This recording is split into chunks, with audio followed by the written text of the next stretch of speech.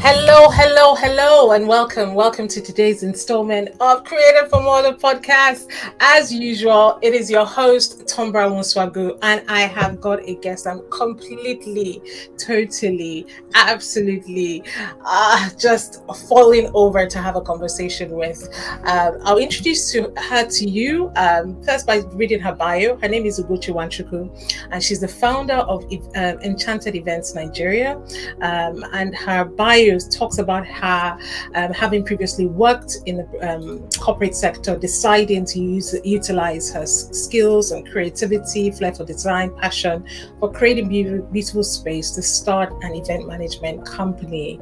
And today, her company is renowned for designing and planning some of the most high-profile events in Nigeria, including the wedding of Zaria and Yusuf Buhari, which are the children of the president of Nigeria, the sitting president of Nigeria. And Ugochi continues to refine her craft, achieving several specialized certifications, and she launched a training arm of her business, the Enchanted Prodigy Experience, where she uses her skills to help other event entrepreneurs streamline their businesses and define their value to become highly profitable. Ugochi, it is an absolute honor to have you here with me today. How are you, my darling? Thank you so much. It's such an honor to be here. And trust me, even from afar, I've been impacted already by all the beautiful people you've had on here. Trust me, I listen to everything. And it's such a privilege to be here today. Oh, love that. Love that. Thank Ugochi, you. beyond the script, we get the scripts all the time. Who is Ugochi Wanchuku? What is the essence? Who are you really? Oh, wow. I'll answer that in two ways. I think for me, for the longest time, I defined myself as, an event planner, the transformational designer, the one that, could transform any space into a work of art. But, what I have learned and what the season I'm in right now has actually made me pause to actually question. And now I define myself as a light on a hill. I define myself as a shifter. I define myself as a vessel, here to carry the glory of God, to be light in my generation. I'm called to serve and I'm called to be more. Oh, love that. Love that. So how did you even come into this place? This place of realizing who you are and what is on the inside of you. What was that journey like? Oh, actually, before that, I want to even ask this. What were you like as a child? Because I find that did you did you have an indication that this is because they always pointers, aren't there? Yes. Of who we become eventually. I think that's just so beautiful that you asked that, because that's something, I never really get asked that. And I was always that curious child that knew that there was more to life than just the obvious. I was always that child in my head. I was always that child that was curious about everything. I was obsessed with fairy tales and, fascinated with the final things of life. I was always, watching I think my mom was a very intentional parent, and she really fed our minds to see beyond our obvious environment. We were those kids that she was very intentional about what we watched, the books we read. So I knew there was more to life than just the bubble I was in. I was that curious child that started reading really, really early on, and I was always just curious about, I think I had a lot of adults around me growing up, and just conversations. I'll get lost in conversations, just asking tons and tons of questions. So I was always curious about more, about what was out there, what more was out there. So definitely I putting that to, or would I say seeing who I am now, I've always known that it's almost like there were a glimpse of the woman I am today. I can see that in me as a little girl. Just the curiosity I still have right now, with even my love for experiences and waking up every day to experience something new. I think that's what keeps me going every day, and I can trace that back to myself as a child. Definitely. Oh, I love that. I love that. And having known you, so this isn't a secret. Ugochi, I've known her for many, many years. I consider her family, and I can attest. I can attest to that. Just that curiosity. Every time I would see your eyes would always have a little glint. Your eyes would always have a little glint because there was always something you wanted to know about what was going to happen or anything, and it was always so beautiful. What I want to explore is I see you, and obviously I've seen your evolution over the years, and one of the things I see so coming out so strongly and more powerfully every day is this, the grace that you have to teach others. Just that grace that you have to want others to learn and want others to, be more. Did you have pointers to that? Were you a teacher even as a child? I've always loved people. I've always loved, I think I've always had an inner insight to what, the more that people could be. I think that was more than anything. I was always that child, always, you can do this, I think you can do this. I've always had that gift for sight. I've always had that gift for insight into the more that people could be.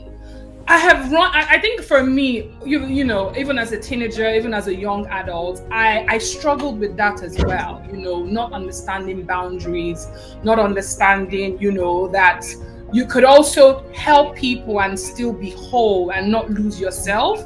I struggled with that for such a long time, and even at a point in time, it was something I always wanted to keep below surface, because I'm like, you always want to help people and you get hurt in the process, but now I think I've realized that has always been who I am. I've always been a teacher. I've always somehow always taught something. I've always been that sister that would always want to, encourage you to be more, encourage you to see yourself more, encourage you to try new things, give my advice, whether, you ask or not. So I think somehow there's always been signs to who I am today. It's always been there.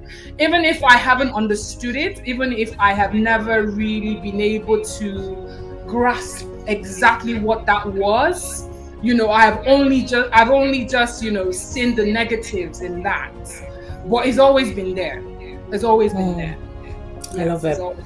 I love it. So I want to talk to you about.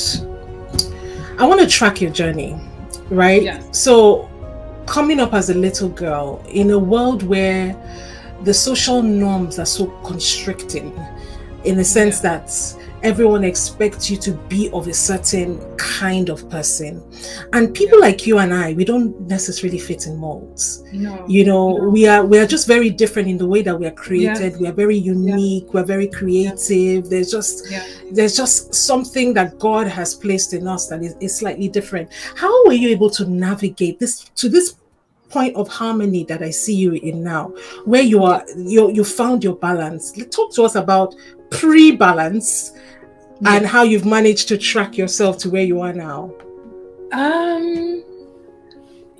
I think for the longest time, and growing up, I was that I had a lot of opportunities that thrust me into the limelight. At some point, by 16, 17, I was working as a supermodel. I was in pageants, international pageants, in the limelight. I was around a lot of boards, and I was being defined by, she's tall, she's beautiful, she's that, she's this, she's that, and that was all people saw. People never saw what I want, what I hoped they would see. I was always defined by the obvious. I was always defined by the obvious. I was, you could be a model, you could be this, you could be that, but that's never how I saw myself. So I think I struggled with my identity, even if obviously I had the most amazing, would I say, family, and they saw the real me, and they saw all that I could be, and they saw the potential of who I could be. I think I struggled with the outside, would I say, describe, the outside defining me. And obviously my own, and trying to, would I say, put that together and own who I was. So for the longest time I struggled with that. But I think right now, knowing God and understanding and going deep in my intimacy with God, I think that's what clicked for me. For the longest time, I ran away from who I was. For the longest time, I let the world, not in a really negative way, but I just was not very intent on defining myself or owning who I knew I was inside. I've always known I was called for more. I've always known that there was something different about me. It's something I'll probably just brush off the show. Yes, I am, but I never really took that part of me seriously. I never really owned it. And I think up until recently, starting the event planning company was something I wanted to do for the longest time. I've always been fascinated with design. So it was really amazing to build a company to the level that it is now, and the space I have created, or would I say the niche I have created for myself. It was so amazing to be defined by that. You've built something, you're this event designer. I think it took away the attention from me.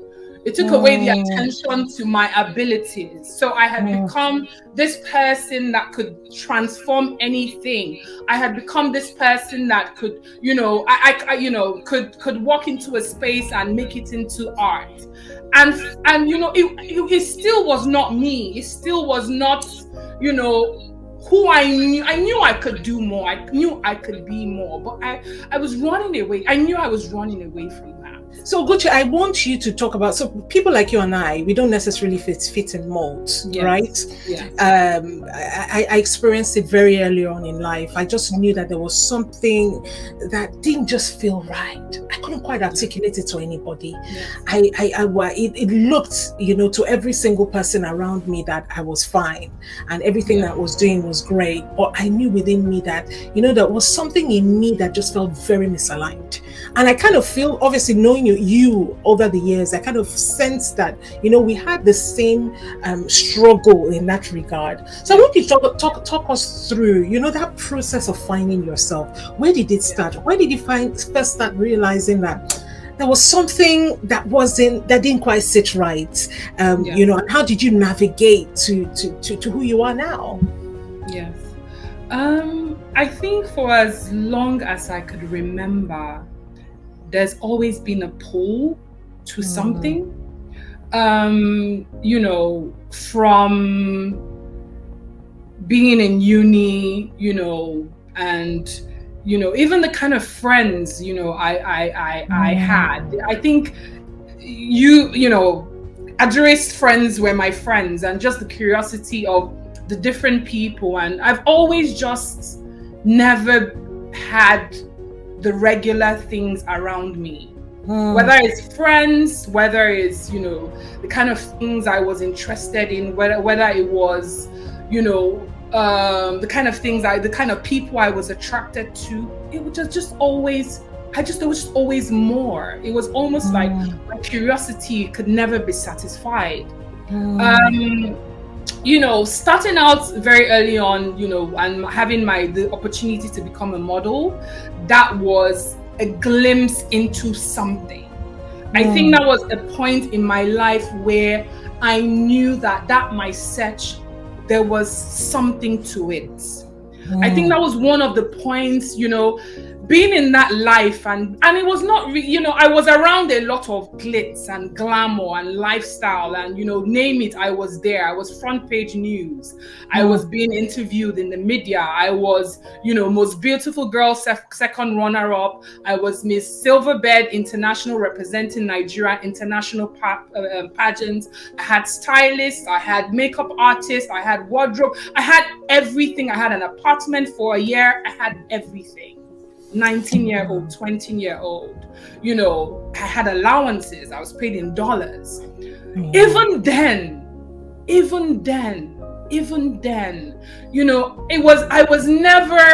was never a lure. There was never like an excitement to the material things. As excited as I was to have those things, there was still this inner, I knew there was still more. I knew that this was not even scratching the surface. And this is not even an ego thing. This is not even, I just knew that there was still something more. And and even when I finally decided to leave that space, I left it like it never happened. Oh, wow. And so meaning like every space I have been to, I'm still on my journey, but every space I have been to up until now, it's almost like I was a spectator to it. It's almost like it never got to those places. I never lost myself. I was never carried away by what people thought I should be carried away with. So there was always still a pull for more. I could have stayed there. I could have relocated. I was getting offers from, agencies in South Africa. I was getting offers for movies and so many other opportunities that came my way. We're saying, front page and all kinds of things. I was invited to everything, but I was not. It was not attractive. More than just okay. More than just the map of okay, I've done this. So what was walking away like then for you? You just walked away, and what did you do next? I walked away. I went back to school, and I fully concentrated on my studies. Graduated. Went to service, and I decided I wanted to go into corporate. I wanted to get some sort of corporate experience. I wanted to learn structure. So it was like, okay, that was done. Now on to the next. And I fully went into corporate fully as a different person. Who I became in that season was totally different. Obviously, there will always be traces. There's always a foundation that you build on top of. But who I became was I was fully into my work. I was excited about it. I was in corporate communications. I was doing amazing, winning best salesperson of the year. I was fully focused and in a whole different lifestyle. And even in that, I was fulfilled. I was content. And I think that's another thing that I know I've always been content. Even when I've always known that, okay, this is just a stepping stone to something more. But it's never been about the money. It's never been about money in the bank. I've always been confident in who I was for whatever season I've been in. And I think, I come from a family where, no one is ever surprised when, I tick any box, because that's just like, of course, I don't expect anything less. So I've always had that confidence, knowing that, okay, whatever I put my mind to, I can do it. Coming off corporate, I had the worst time. I had the worst boss. I had such a horrible experience. The woman that was my line manager was literally obsessed with making my life hell. And I woke up one day and I'm like, okay, right now I can't be here. I don't see myself here in the next 1 year. What is the next step for me? And I decided, okay, what are the skills available to me? I know that I used to model. I've been around events, and I've always known that eventually it was something I wanted to try my hands on. And I decided, okay, let me go online and get, some sort of online training and see if it was something I could do. And this was now me planning my exit plan. I go online, I I look for online international universities, offering event training courses, and I register for one. And it took me about a month to a year to do that. But obviously 6 months into that, I registered my company, Enchanted Events. At this point, I had no clear roadmap of anything of how I was going to do it. I had no examples around me that had done it before, or no roadmap whatsoever. But I just knew that it was time for me to live. Also, I also registered to train as a professional makeup artist, and I went to a training school in Abuja. During that training school, I did so well that they offered me a job, to be the head makeup artist, head teacher, makeup teacher, and also a manager for the makeup company in Abuja. And I took the job, woke up, went home the next day, and wrote my resignation letter and sent it in, and I quit. And this was like, everyone thought I was mad. Are you mad? And obviously, like, this was like the best paid company at the time. You can't, like, how you're going to become a makeup artist. Obviously, entrepreneurships was not so popular at the time, especially like in Abuja. So obviously for me, it has never been about a title. I've just always followed my peace of mind, and I've always known that I would not stay where I don't feel comfortable. I don't care what it is. And that's something that, I've probably never been able to define as well. And I decided to quit. I decided that, it was time for me to go. And I knew that, there was more out there. And I've always lived my life from that lens that you should never stay where you don't have peace. I stepped out and took the job which was like pretty much peanuts, as a makeup artist. But to me, that it was more than just the job. It was now. But you quit from the makeup artistry, no? No, I quit. I quit from the corporate job to take the makeup position as the makeup artist and head trainer for the cosmetic brand. It was beautiful because, first of all, I decided that's what I wanted. It was my decision, and I was good at it. Makeup was something I've loved for the longest time, and trying my hands in that space was something I've always. Events, I think I had narrowed it down to events and makeup, so it was going to be one or the other. Exactly. So I did makeup for like a year, and I decided, I'd rather just do makeup on myself. It was not fun. And then it was events. But I had trained I trained to become an event and had become certified already. And, I decided to leave makeup and start out my event company, in 14? 11? It was 11 actually. That's when I registered the company, not 2014. 2014 was when I, started it properly, took off. Started it properly, took off properly.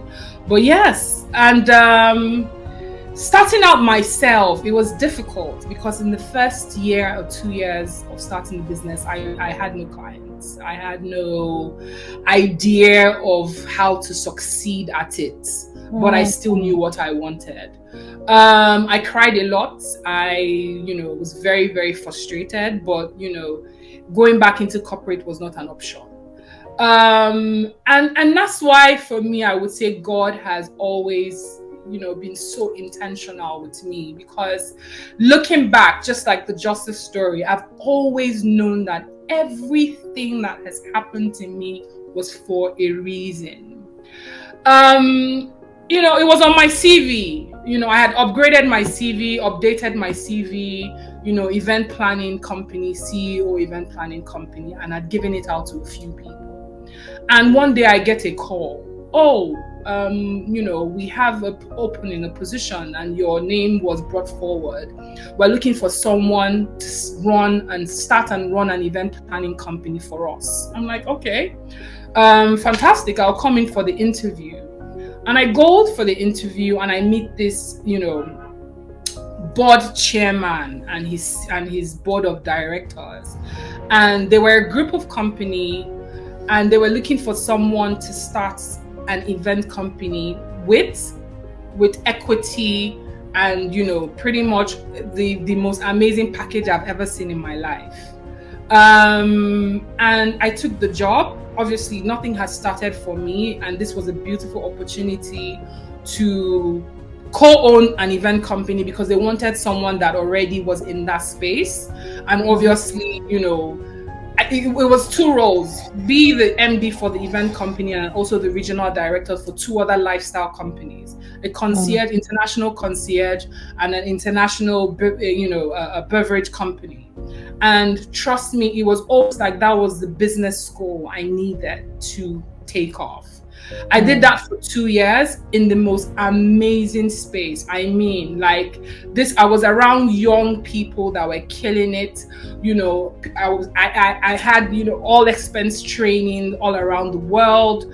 It was almost like someone was paying me to live my dream, and it has to I love that. And I did that for 2 years. I could have stayed there still. It was an amazing package. I was getting paid, a lot of money. I had perks. I had all kinds of privileges. I had, I had everything, allowances, everything.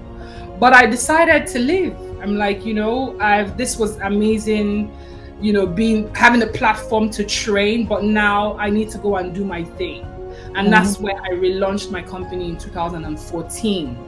To now actually fully start the experience that I have gathered I love from it. The job I had previously. I love it. Let us distill the principles, because there are always principles in these things. So what I'm hearing you say is, if it doesn't feel right at any point, it's okay to walk away. Yes. It's okay to walk away and do the next thing, because that's what I'm hearing very, very strongly. That has been my story. From everything: work, relationship, anything. Never, it's fear. Yes, we never know. We always want to know. We always want to have answers or have a backup plan. But that's not how God works. You have to step out in faith. I don't think I would be any half of the woman I am today if I stayed in those spaces, afraid and settling in those spaces. No. I feel like I've lived 1,000 lives. I feel like I've done careers that people can't even, I've been in all kinds of spaces that people can only dream of. And this was all from deciding to walk away when I knew the time was right, and when I knew that God was calling me to be more. He speaks to us. He lets us know. We know if we can actually be still and listen. In whatever way he speaks to us, which is unique to all of us. But he actually lets us know. So what is that process for you for answering that call? Because yes, we talk about, you say, if it doesn't feel right, you walk away. And I like the fact that you say we know. But what is that? How do you know? How do you quieten down enough to hear the voice? And when people say, how do I know that it is in fact the voice? What was it like for you? I think I've always strongly lived, vetting from my values. I think I've never lost that. I've always been this way. I've always held my values so strongly. And it's not, no matter the situation or circumstance or, space I've been in, once I vetted by my values, I vetted by my peace, I vetted by my morals, my alignments in who I want to be and what I eventually want to become. If it doesn't align, it can't stay. Love it. And to me, that's how I know God speaks to me. Beyond, I can cry, I can scream. We want what we want. There's flesh. It's so difficult to go against your flesh. But I think I've come to that place where I, cry all I want. I still would know that I cannot, this, this is the way to go, and I would do it afraid regardless. And I would always say yes to that, to honoring that side of me and staying true to that side of me is my essence, is my soul essence, is the purpose of my life. I can't live my life any other way. I don't even know how to live my life any other way. So, it feels, so I don't even, it's not even an option to settle. I love it. So powerful. What are your values? Obviously, peace, legacy, excellence. Those are my top ones. My faith as well. Those are my top ones, and I live my life from that lens. So good. Peace, legacy, excellence, and faith. Guys, do you know your values? You need to know your values because it guides you, right? If you're in a situation instantly you don't feel at peace instantly, if it compromises, what is legacy for you? Oh wow. I think the what of my life is the story that will be told about me.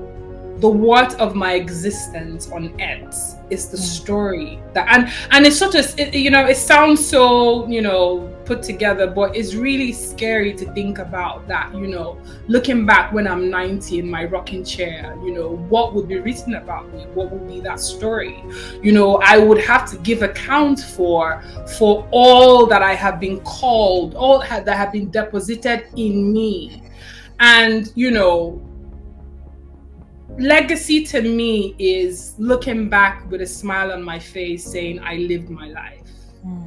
And that's what demands me to be more every time, to live my life very fluid, not owning titles, wearing titles very loosely, just staying in that place where God can mold me and take me to points of inflection where the transformation takes place, and just let it flow, really.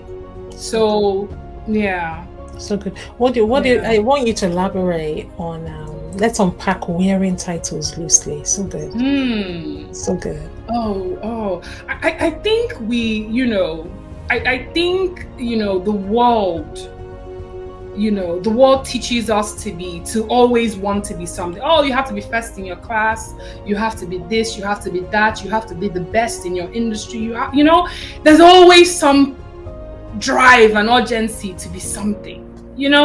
As amazing and as that is, and of course we need that. Would I say guide to actually strive to be more?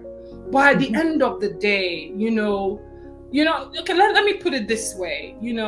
I'm sure with all the money in the world, and if you ask the richest man and everything he took him to become or get to where or would I say achieve everything he has achieved, there's still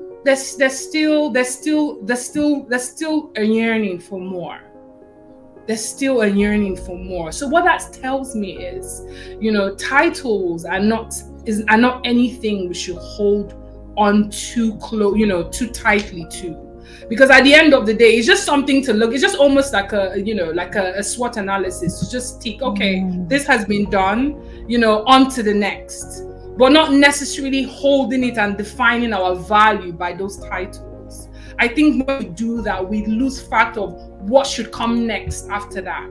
And even when we're in the next, but we're not in the right spirit and we're not in the right, would I say, posture to receive, because you're still having a grudge over something else. I think we should let things go. That's how we were designed to be. If you look at everyone in the Bible, every story in the Bible, everyone that God used strongly were people that never held on to any title. They were one thing today and they were the next tomorrow. David was with his sheep one day and was a king the next day. So what that tells you is, we're supposed to be different people in different seasons of our lives. And you can't, you have to be in that space where you're like, God, is it time to move? Is it time to take this off and wear what else is coming? So we can't really define ourselves by one thing.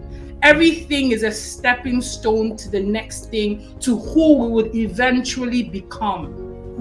Yeah. So I think we rob ourselves of happiness, and also it's also quality of life. Like, being present and being happy is a real thing. It's not just all these accomplishments and titles and all these things that we want to tick off the box.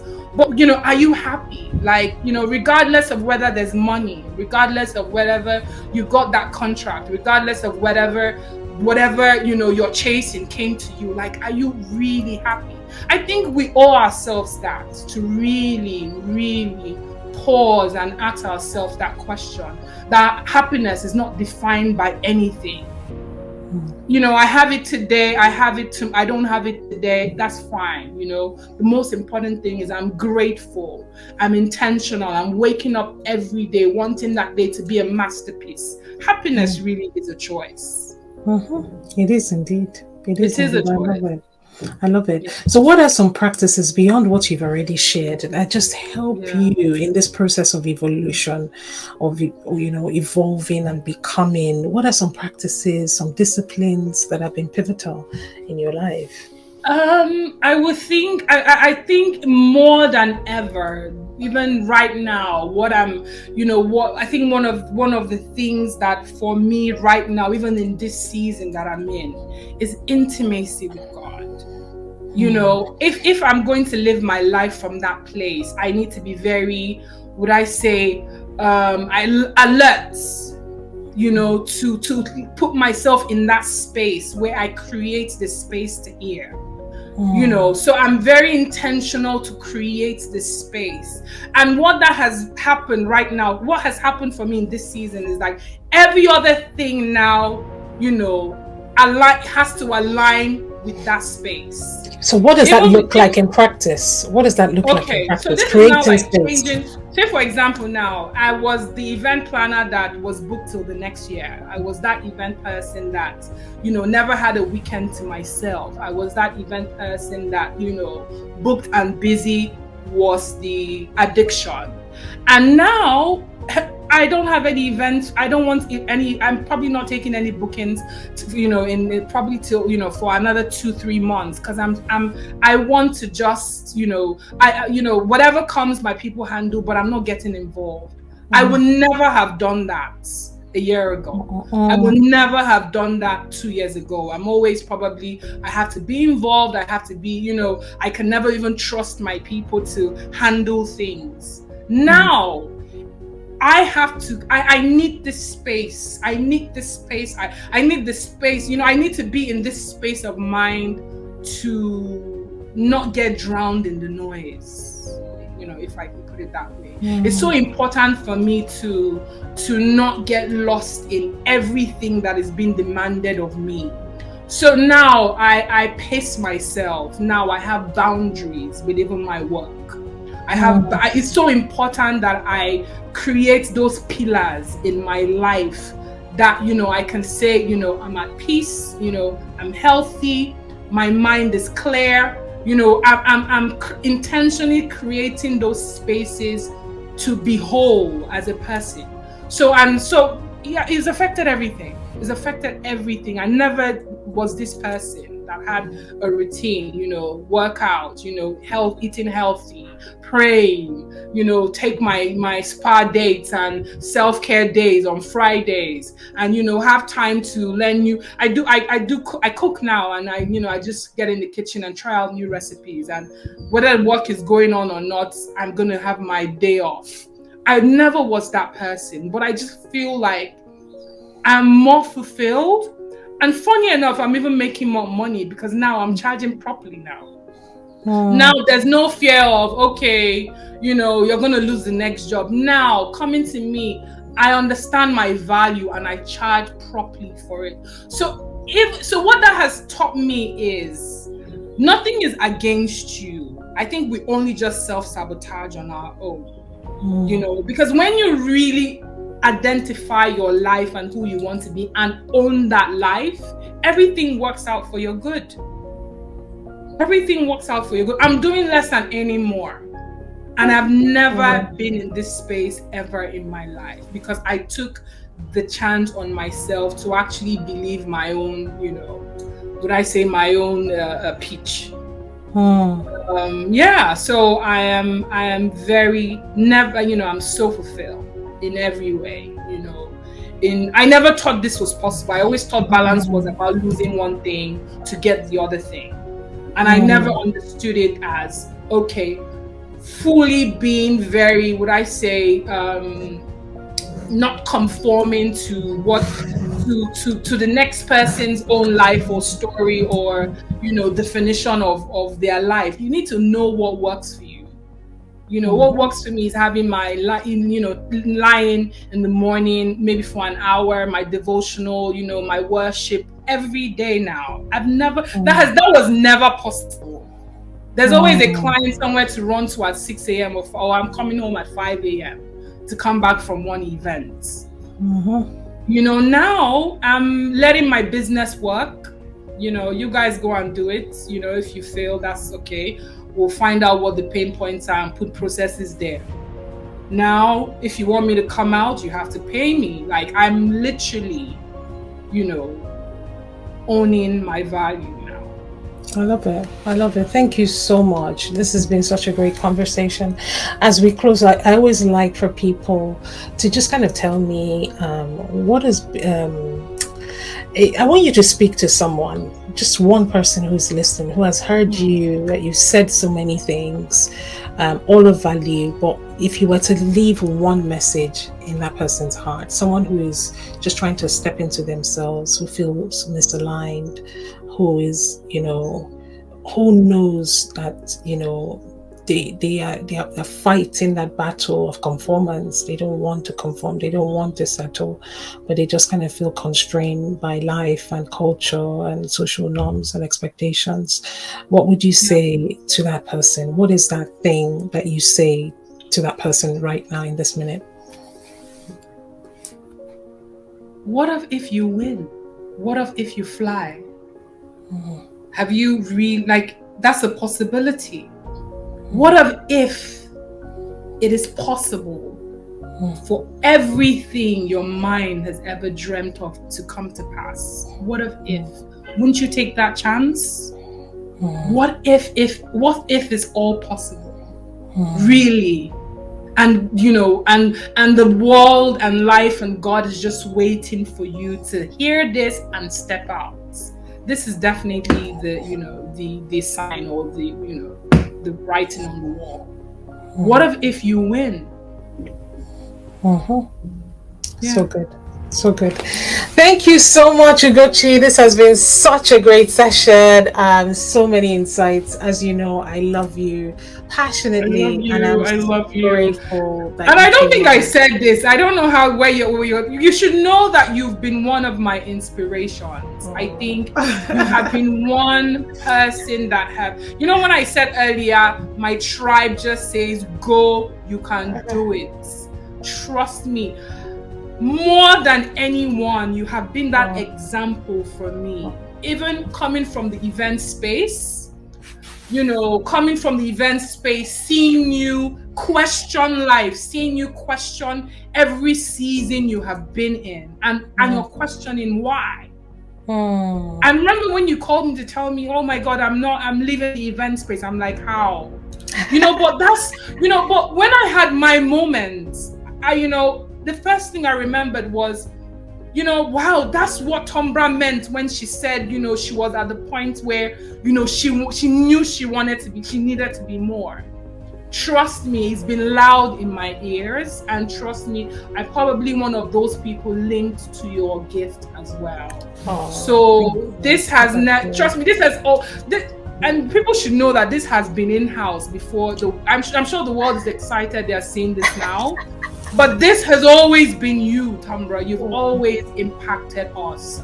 You've never seen life from just the obvious and the fluff. Oh, There's thank always you. been a depth and, a deeper yearning for more. So I'm glad the world is witnessing it now and created for more. I don't think you would have had a better name. This is so perfect for you. And Fantastic. God Thank you bless you very so much. much God for bless you us. so much. I wanted to say, Yeah. just as we wrap up, tell us about what you're Yeah. doing now with your coaching. Let us know. Oh gosh. Um, Because one of the we tracked up to when yes, we started events, it but was we've quite a not talked lot. about the Yeah. next change. Yeah. I think I'm in that season where God is calling me to be more, and I'm owning that identity of teacher, for the first time in my life. And teaching my first masterclass in obedience was also confirmed what I already knew. People in my industry were running their business blindly with no idea of tomorrow, no roadmap for strategy or scale or anything beyond the next event. And, it was so emotional for me because I could understand their pain point. It was like everyone in that room was speaking about my life. I think sometimes, especially in industries, we live our lives in bubbles, not understanding that we all share the same pain. And what was different was, because I had been one of those people that have always used my pain points and pitfalls and I have learned from them. And I realized that I had answers. I realized that this was confirmation that I had a voice, and I identified my space. And I knew that all the investment I have made in trying to still be more in my business, it was time to now pour and release that knowledge. And I have never felt so fulfilled. It was such an impactful session. It was such a gift for me. And and now I can't even wait for the next one. So I'm presently in that season where I'm fully trying to develop my courses. I'm fully trying to put the platform together, and it's been an exciting journey trying to flesh that out. And I'm excited because I now I can put to paper one of the things that I'm called to do, and definitely it is to be a voice in in driving excellence in the craftsmanship in my industry. And I'm really excited to be lending my voice to that. So good, so good. Thank you so much. We look forward to seeing you beyond even the stars and the skies, because we know Thank that's you what you're so destined much. for. I love when you Thank talk about you. not being tied down to titles. I know that when the next thing comes, you're going to evolve beautifully into it, Amen. and you'll continue to blossom and just be, Amen. and we're here cheering you on. That's what Of we do. course. Thank you. Thank you so much. And thanks for having me. It's been so No worries. beautiful. It's been No worries. such an honor. Thank you so much. All right. Take it. Thank you.